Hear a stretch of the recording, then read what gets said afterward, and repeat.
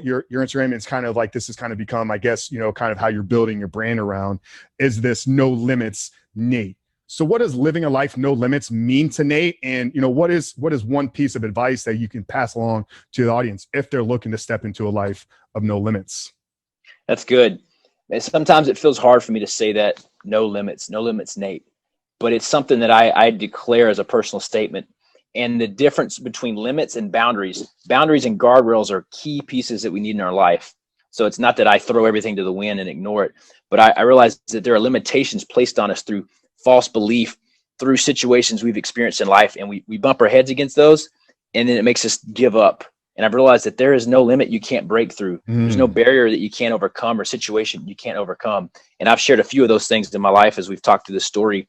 And as I had the belief that it was possible to get through it, I've seen God do incredible things. And so a mission statement I have is that I want to live my life with the belief in showcasing that there is no limit to what God can and will do through a life that's fully submitted to him.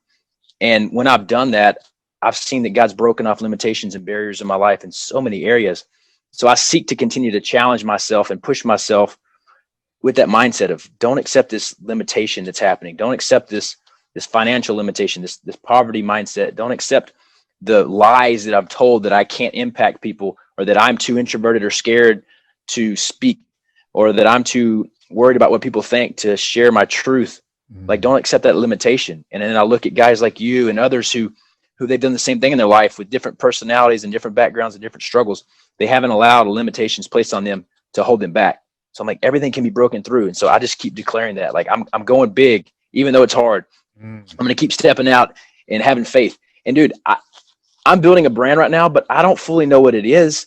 And I don't have full clarity and vision on what I'm doing and what God's calling me to, but I'm seeking to still take action as best I can, day in and day out. And sometimes I'm depressed and I don't want to do anything. Sometimes I'm confused and I don't know where I'm going, but I choose just keep taking a step bit by bit and trying to get myself back in the root of the word of God every day. And as I get peace and guidance from the Spirit, I take another step and take an action. So there's no limit with the Spirit of God in you.